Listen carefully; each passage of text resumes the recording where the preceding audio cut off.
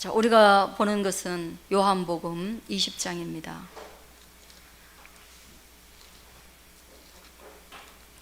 신약 성경에 보면요, 빨간 거 두 번째 스티커 요행롬 적혀 있는데요, 그 요한복음의 요가, 그리고 큰 글씨 장 들어가는 거 20장에 들어가시고, 그 다음에 또 작은 글씨로 보면 1절, 2절, 3절 이게 장과 절로 나뉘어져 있는데요, 읽기를 우리가 10절까지 한번 읽어보도록 그렇게 하겠습니다. 같이 읽도록 하겠습니다. 시작. 안식 후 첫날 일찍이 아직 어두울 때에 막달라 마리아가 무덤에 와서 돌이 무덤에서 옮겨진 것을 보고 시몬 베드로와 예수께서 사랑하시던 그 다른 제자에게 달려가서 말하되, 사람들이 주님을 무덤에서 가져다가 어디 두었는지 우리가 알지 못하겠다 하니, 베드로와 그 다른 제자가 나가서 무덤으로 갈새 돌이 다름질하더니 그 다른 제자가 베드로보다 더 빨리 달려가서 먼저 무덤에 이르러 굽으려 세마포 놓인 것을 보았으나 들어가지는 아니하였더니 시몬 베드로는 따라와서 무덤에 들어가 보니 세마포가 놓였고 또 머리를 쌌던 수건은 세마포와 함께 놓이지 않고 딴 곳에 쌌던 대로 놓여 있더라. 그때야 무덤에 먼저 갔던 그 다른 제자도 들어가 보고 믿더라. 그들은 성경에 그가 죽은 자 가운데서 다시 살아나야 하리라 하신 말씀을 아직 알지 못하더라. 이에 두 제자가 자기들의 집으로 돌아가니라. 아멘. 할렐루야. 여러분, 우리 옆 사람 한번 인사하겠습니다. 주님이 부활하셨습니다. 주님이 살아나셨습니다. 여러분, 주님이 살아나셨는데요, 산다는 것은 우리가 너무 익숙한 용어예요.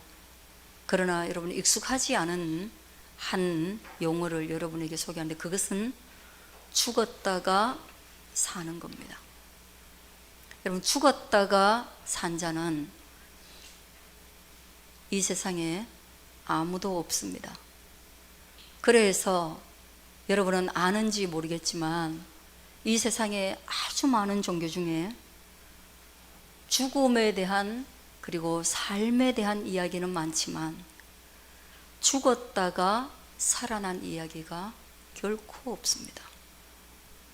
그래서 이 죽었다가 살아난 이야기가 오직 기독교에서밖에 없기 때문에 우리 기독교인들은 이것을 종교라고 말하지 않고 생명이라고 이야기합니다.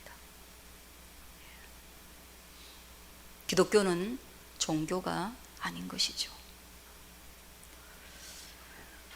그리고 또 하나, 기독교가 다른 종교에 비해서 말하지 않는 것을 아주 상세하게 말하는 게 있습니다. 그게 뭐냐 하면 창조입니다.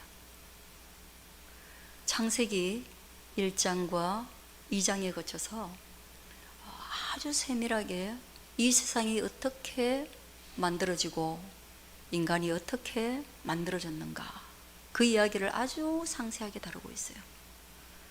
그걸 읽다 보면 아주 감동과 더불어서 또 하나는 기가 막히다, 상상력을 발휘해서 그것을 한번 생각해 보면 기가 막히다, 그런 생각이 드는 거거든요. 그래서 예수를 믿는다 하는 것은 이 창조와 그리고 죽었다 살아난 새로운 창조에 대해서 우리가 믿고 따르는 것입니다. 저는 오늘 여러분들이 하나님이 이 세상을 창조하셨고 예수님이 십자가에 죽었다가 살아나심으로 말미암아 우리에게 새로운 생명을 창조하셨다라는 것을 믿을 수 있게 되어지기를 축복합니다.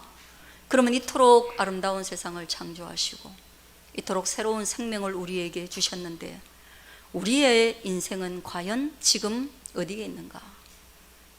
그 위대한 창조 속에 있는가? 그 위대한 새로운 생명 속에 있는가? 이걸 생각하면서 우리가 뭐 그런 걸 내가 믿는다고 별 볼 일이 있나, 그 생각을 오늘 이 본문을 통해서 한번 지워 볼 수 있게 되어지길 바라요. 우리는 창조와 새로운 생명 사이에 있지만 그러나 죄와 타락, 사망으로 말미암아 그 안에 갇혀 사는 존재라는 것을 생각하셔야 돼요. 우리의 현 주소는 어디냐? 우리가 지금 인생이라고 말하는, 소위 인생이라고 말하는 그 현 주소가 어디냐? 그것은 죄와 사망에 갇혀 있는 거란 말이에요.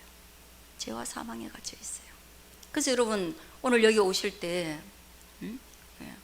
저한테 얼굴이 다 보이게 앉으셔야 돼요. 그래야 소통이 됩니다.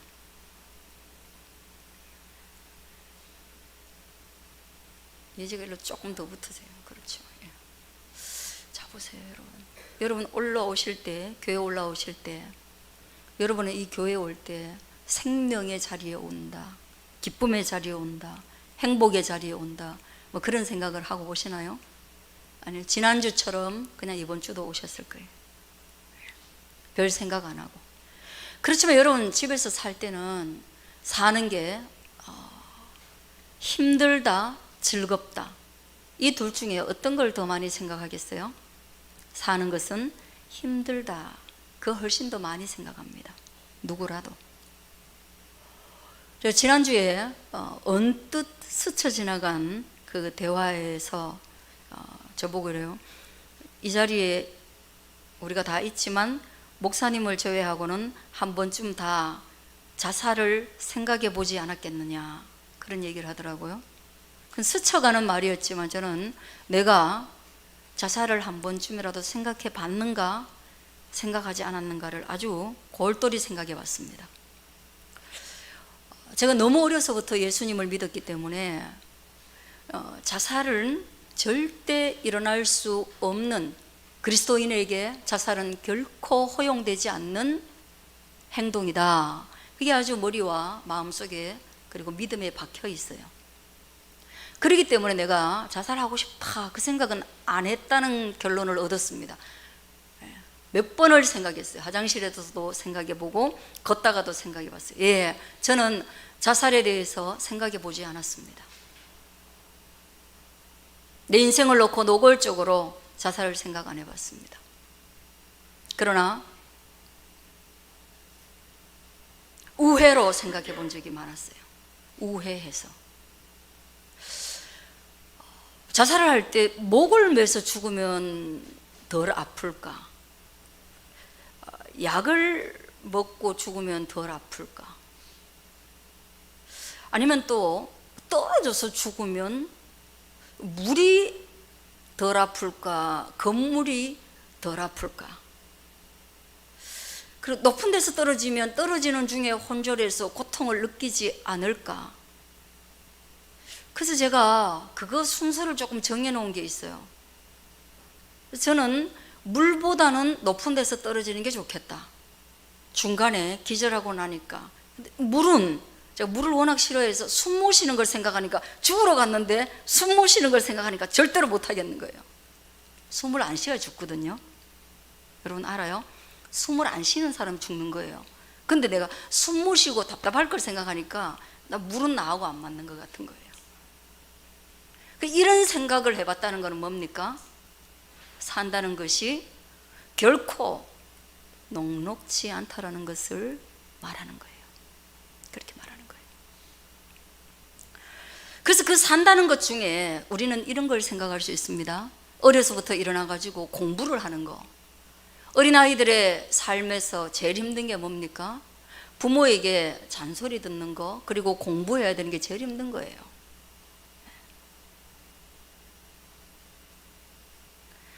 수아도 지난주에 제가 하도 혼을 내니까 내가 혼을 내다가 나중에는 제가 웃겨가지고 한번 푹 하고 웃었어요. 그 애를 보니까 내가 우스워서.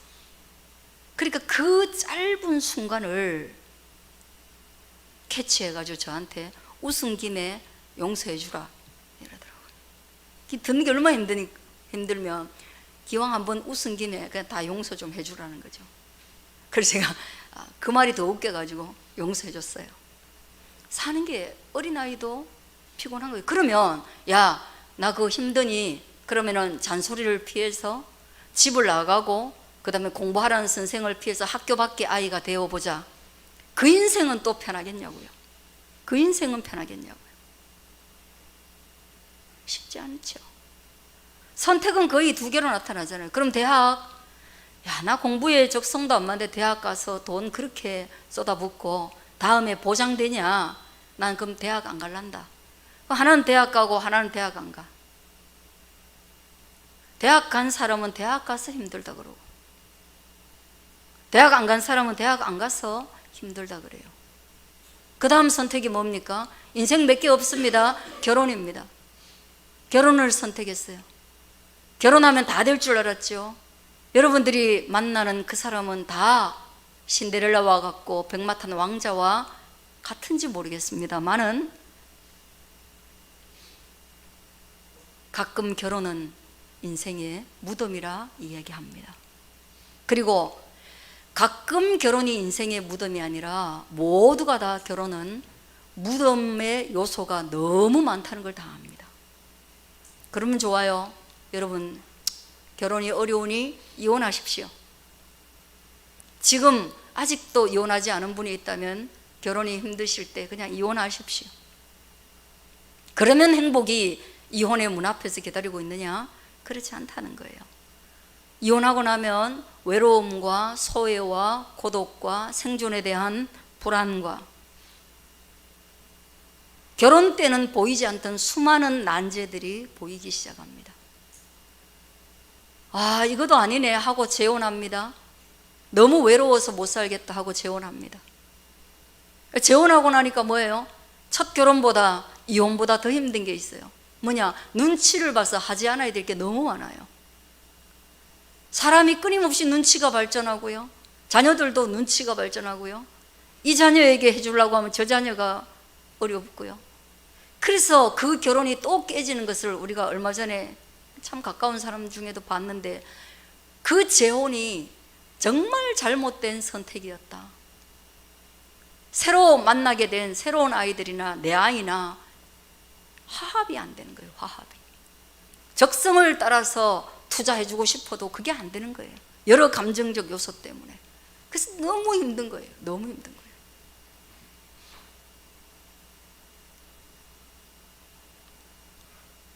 중년의 삶은, 노년의 삶은 어떻습니까? 다 그렇습니다. 다 그렇습니다. 그래서 여러분들이 일기장에 무엇을 기록하시는지 모르겠는데, 자녀가 부모의 일기장을 한번 훔쳐볼 수 있다면, 또 부모가 자녀의 일기장을 훔쳐볼 수 있다면 모두가 다 그런 걸 기록해 놓은 거예요. 힘들다, 외롭다, 자녀가 내 마음을 몰라준다, 부모님이 내 삶에 대해서 존중해 주지 않는다, 저 아이는 언제 독립하나 고민을 하는 부모 밑에 자녀는, 엄마는 언제 나를 자유롭게 내어주나, 그렇게 갈등과 그런 게 있는 거예요. 그것이 바로 인생이 매여 있는 현주소라는 거죠.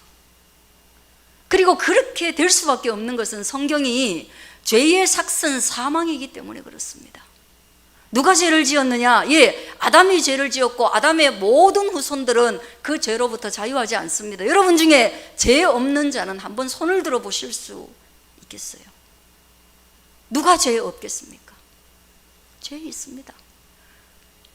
이 죄의 문제를 누군가 해결해 주어야 되는데, 그래서 우리는 그나마 해결책이 되는, 그래도 건강하면 이렇게 시련 많은 세상 견딜 수나 있지, 그래도 돈이 있으면 좀 견딜 수나 있지, 그래도 아는 사람이 있으면 견딜 수나 있지 라고 생각해서 인생에서 그래도 그만큼 있으면 유리한 것들을 차지하려고 온갖 애를 다 씁니다.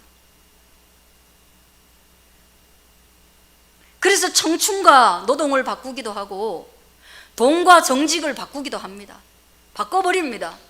부정직하면 어때? 돈이 더 우리에게 이 어려운 세상에 그래도 편리를 제공하는데 정직이 무슨 밥을 먹여주냐는 거죠. 나 살기 어려운데 형제가 무슨 밥을 먹여주나? 어렵다는 것이죠.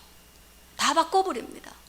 그렇게 해서 취해요. 그러다가 끝내 나이가 더 들고 나면 어떻게, 돈도 어렵고 건강도 아무리 잡으려고 해도 한계가 있고, 그래서 뭔가 좀 마음의 위로가 되는 종교적인 자리로 흘러가게 됩니다. 아, 그래도 내가 어떤 사람 믿음이 있으니 그 사람은 좀 편한 것 같더라. 내가 좀 믿음으로 가보자. 절이라도 하면서 100배, 1000배를 하면서 이 어려운 시대를 한번 잊어라도 보자. 찬송가 들으니 좋더라. 그럴 수 있습니다.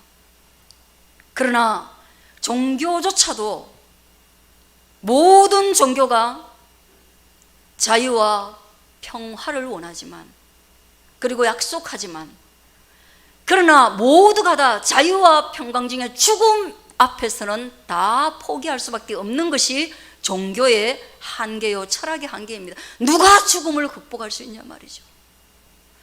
부처님께서는 나도 안 죽어봐서 모르겠다, 제자들에게 말했습니다. 그렇다면 너희가 이 동네에 가서 주변에 죽은 존재가 한 사람도 없는 그 집의 쌀을 한 대박 얻어오면 내가 죽음 이후에 대해서 한번 말해줄게. 스승님 다 돌아다녀 봐도 죽은 사람이 없는 집안이 없습니다. 그렇지, 그러니 너도 죽음을 받아들여라 말이죠. 죽음은 받아들여야 될 것이지 극복하는 것이 아니다. 그게 종교의 해답입니다, 여러분. 남 다 죽는데 나도 죽으면 된다, 그래서 예수님 안 믿어도 된다. 예, 거기까지 좋지만 종교를 넘어서는 것이 바로 오늘 생명 예수님입니다. 예수님이 오늘 우리를 위해서 죽으시되 뭐를 위해서 죽었느냐? 우리의 행복을 위해서, 우리 자녀 교육을 위해서, 우리 돈벌이를 위해서, 우리 갈팡질팡하는 선택이 너무 복잡해서 이거 할까 저거 할까, 이 직업 할까 저 직업 할까, 이 여자 할까 이 남자 할까, 그런 선택을 위해서 죽으셨느냐? 그거 아니라는 거예요. 예수님이 우리를 위하여 죽으신 거 분명한데 뭐 때문에 죽으시냐? 우리의 죄를 위하여 죽으셨다는 것입니다. 할렐루야. 우리 죄 때문에 죽으신 거예요. 우리의 죄의 깊이가 얼마나 깊기에 인생은 이토록 고통스러운가? 여러분, 우리의 죄의 깊이가 얼마나 깊습니까? 왜 이렇게 고통스럽습니까? 죄의 깊이가 깊기 때문에 무엇을 해도 평강과 자유가 없는 겁니다. 그래서 예수님이 우리의 죄를 없이 하기 위해서, 그 깊은 죄를 해결하기 위해서 예수님이 머리에 가시관을 쓰시면서 머리에 피를 철철 흘리신 거예요. 왜? 죄는 오직 죽음으로만 갚을 수 있으므로 피, 생명이 사라지는 것, 죽음의 길을 걸어가신 거예요. 우리 대신 죽음의 길을 걸어가심으로 머리에 가시관을 쓰셨습니다. 손에 발에 못을 박히셨어요. 여러분, 손과 발에 그 대못을 십자가에서 박히실 때, 그리고 십자가에서 흘러내리실까 봐 발목에 정을 박으실 때, 그리고도 생명이 남아있을 때 옆구리에 창을 찔러서 그 모든 물과 피를 다 쏟아내고 우리를 위하여 죽으실 때, 그게 바로 죄의 깊이라는 거예요. 죄의 깊이, 인간이 가지고 있는 죄의 깊이인 겁니다. 우리는 죄의 깊이에 대해서 알지 못하기 때문에 쉽게 행복을 구하려고 합니다.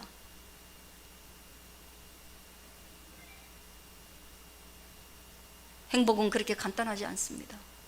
죄의 문제가 해결되지 않는 한은 행복이 오지 않습니다. 결코 오지 않습니다.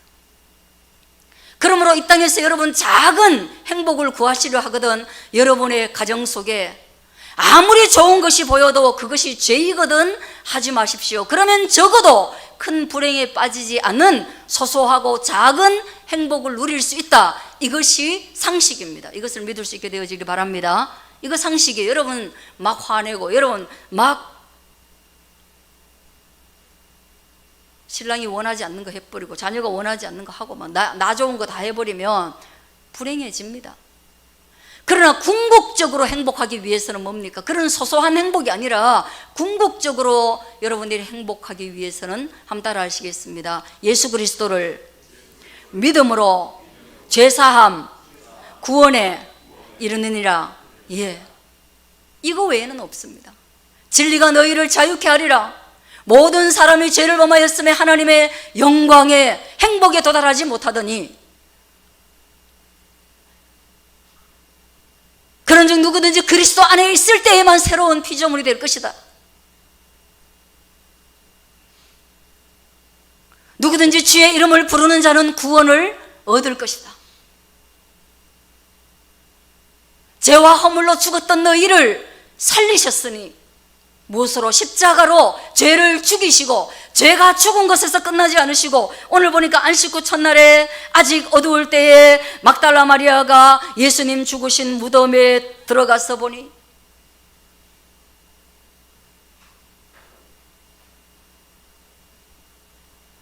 무덤에 돌이 사라진 거예요. 유대인들의 무덤은요, 오늘 우리 그 건물 들어오는 거하고 똑같아요.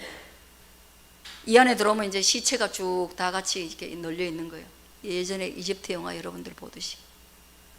그리고 저 작은 문에 돌을 떡 세워놓고 이렇게 장례를 치를 때 장정들이 와가지고 돌문 열고 들어와가지고 또 시체 처리하고,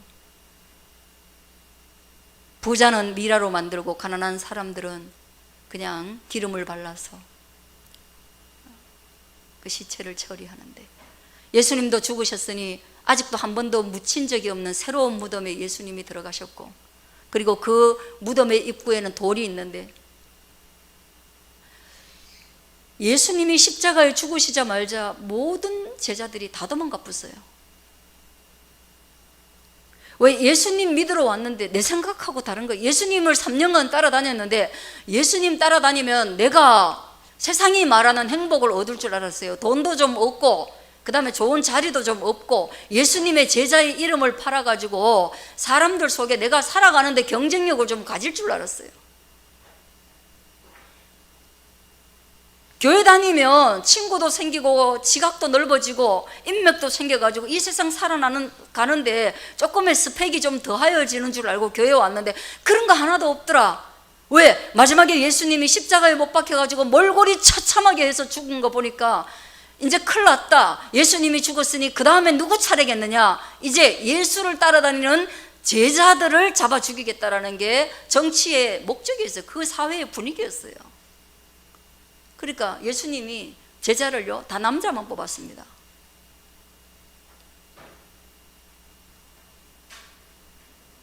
열두 명의 남자 제자들이요 다 도망가 붙습니다. 근데 보면요, 가끔 보면 여자들은 특이한데 힘이 좀 있어요. 여자들이 힘이 셀 때는 보면 남자가 사업 망했을 때, 뭐 그럴 때 보면 여자가 다 살리더라고, 그죠? 나라가 IMF를 당했을 때,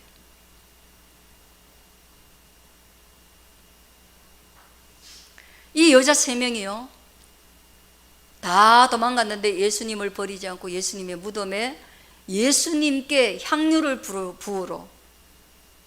그래도 예수님 그렇게 보낼 수 없어서, 그런 처참한 상태로 예수님 보낼 수 없어서 겁도 없이 새벽 미명에 왔는데 돌을 어떻게 옮기겠노 하고 고민하고 왔는데 돌이 없는 거예요. 돌이 없어요. 그리고 시체를 쌌던 옷도 없는 거예요. 천도 없는 거예요. 머리에 썼던 것도 없고 몸에 썼던 것도 없는 거예요. 그래서 제자들에게 말을 한 겁니다. 여러분 한번 생각해 보세요. 얼마나 놀랄 일이에요. 죽었던 자가 살아났는데 얼마나 놀랄 일이에요.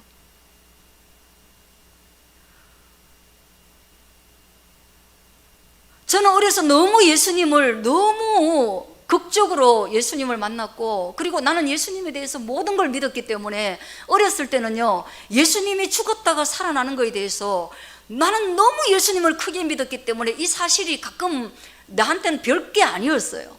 왜냐하면 난 너무나 많이 다 믿으니까, 예수님이 죽었다가 10번 살아났다고 해도 나는 믿으니까 저한테는 아무런 고민이 없었어요.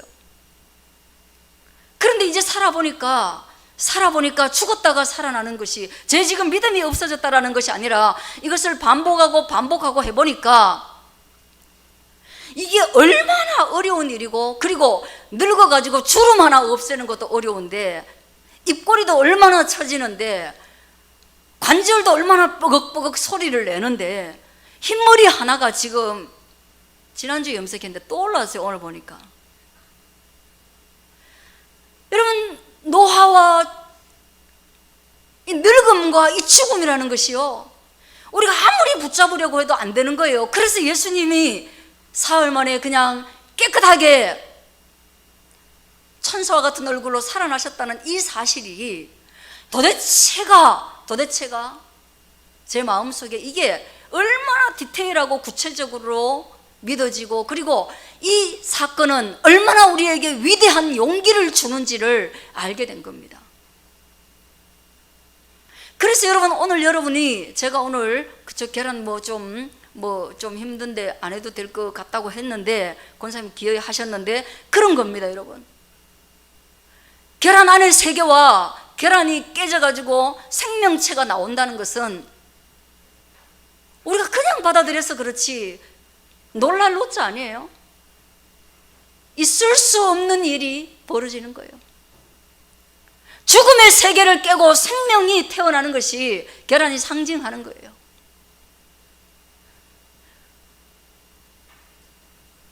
무생물과 같이 아래 상태에 있다가 그 껍데기가 깨지는 순간, 무덤이 돌무덤과 같이 열리는 순간, 그 안에는 생명이 살아났다는 것이 이 세상에 선포되어지는 것이고, 이 세상에 선포되어지는 것을 막달라 마리아가, 살로메가 세 명이서 보고 그 다음에 제자들에게 확산시켜서 오늘 도마에게 이르기까지. 도마는 뭐예요? 도저히 못 믿겠다. 이런 걸 어떻게 믿을 수 있냐? 예수님 내 눈앞에 나타나고, 내가 예수님 옆구리에 손 넣어보고, 예수님 못 박힌 자국 만져보고, 이거 내가 확인하지 않고는 이성적이고 합리적이고 과학적으로 내가 증명하지 않고는 도저히 죽었다가 살아난다는 것은 일생일대에 있을 수 없는 일이다. 나는 못 받아들인다. 그래서 예수님이 오늘 밤에 그를 찾아가시는 거예요. 20절에 보면. 믿으시길 바랍니다. 예. 봐야 믿지 그렇게 말한 거예요. 죽었다가 사는 게 여산일이가 봐야 믿지. 병아리가 태어나도 기뻐가지고 온 가족이 뛰는데, 사람이 죽었다가 살아나? 그것도 더 중요한 것은 내가 죽었다가 살아날 거야 라고 말했던 그 사람이 죽었다가 살아나? 그게 있을 수 있는 일이야? 근데 그렇게 됐다는 거예요.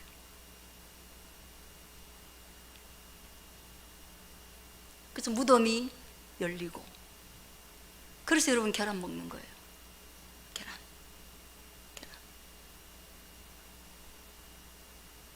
부활절만 되면 그냥 돈이 있어서 계란하는 게 아니라 마치 무덤이 열리는 것 같잖아요. 원래 생계란으로 해야 되는 거죠.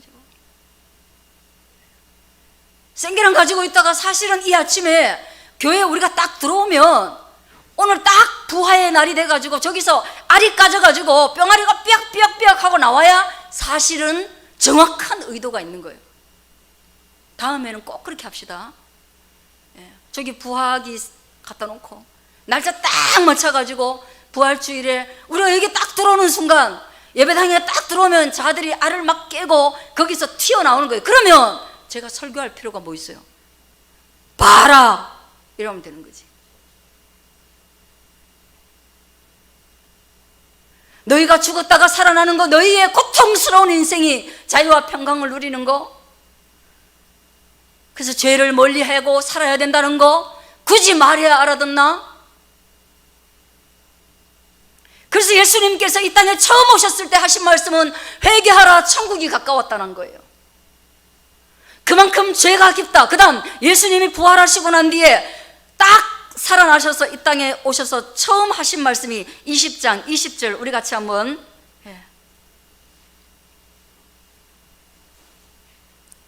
자 20장 19절입니다. 같이 읽겠습니다. 시작. 이날 곧 안식 후 첫날 저녁 때에 제자들이 유대인들을 두려워하여 모인 곳에 문들을 닫았더니, 문 닫았는데요, 예수께서 오사 가운데 서서 이르시되 크게 읽습니다. 너희에게 평강이 있을지어다. 아멘. 예, 처음 왔을 때는 너 죄 회개해. 죄는 평강을 가장 방해하는 거예요. 행복을 가장 방해하는 거예요. 그러나 예수님이 죄 때문에 죽으셨다가 부활하시고 난 뒤에는 우리에게 오셔가지고 뭐라고 말하는 거예요? 야, 이제 너희 죄의 문제 해결됐으니 너희 뭐가 있어? 평강이 있을지어다. 그러므로 예수 믿는 사람은요, 이 땅에 사는 게 어렵습니다. 때로는 나는 너무 길다는 생각이 듭니다. 이렇게 안 길었으면 좋겠습니다. 평강이 없는 인생이 이렇게 길다는 것은 너무 고통스럽습니다. 그리고 아무리 오래 살아도 세상에서 좋은 꼴 보는 게 별로 없습니다. 우리 지금 조금 더 살면은 남북 전쟁을 볼 수도 있는 그런 상황이에요. 잘못하면 우리 팻뒷바람으로 피난 가야 될지도 모른단 말이죠. 기도해야 될 판이에요. 평강이 없이 오래 산다는 게 얼마나 위태롭습니까? 그러나 예수 믿는 사람은 그 그리스도 예수 안에 있는 생명으로 말미암아 오늘 평강이 있어야 하는 것입니다. 왜? 아래에서 깨어났기 때문입니다. 새로운 생명을 얻었기 때문입니다. 그러면 이 새로운 생명은 어떻게 살아야 합니까? 그것이 우리의 관건이에요. 부활절을 지나고 나면 이제 우리가 새로운 생명에 대해서 의식하고, 그러면 예수 믿었으면, 이제 새 생명 얻었으면 이제 어떻게 살 거예요? 죄의 문제가 해결되고 평강이 있는 사람으로서, 죽음을 이길 수 있다는 확신을 가지고 있는 사람으로서, 결혼도 힘들고 이혼도 힘들고 재혼도 힘들고 중년도 힘들고 노년도 힘들고 요양병원도 힘든 그런 인생을 넘어서, 그것을 넘어서는 부활의 생명을 가지고 그럼 어떻게 살아야 합니까?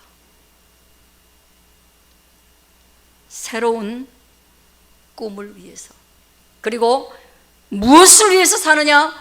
날 위하여 죽으시고 날 위하여 사신 예수 그리스도를 위해서 살아날 수 있는 그런 새 생명 되시기를 축원합니다.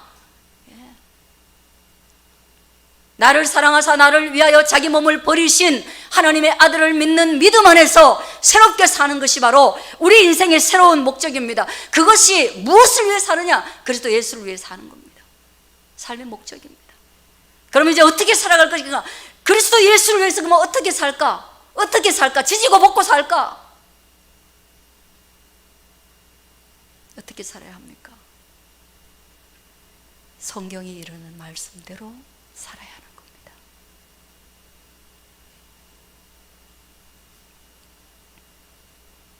생명의 뜨거움으로 살아갈 수 있기를 바랍니다. 육체의 생명은 식어갈지라도 그리스도께서 우리에게 주신 영적 생명의 뜨거움으로 다시금 꿈꾸는 자가 되기를 바랍니다. 여러분이 너무나 단단하게 둘러싸여 있는 현실의 그 껍데기를 부활의 생명으로 깨치고 나와서 생명을 꽃피우고 생명을 살리는, 그렇게 살기를 주의 이름으로 간절히 축원합니다.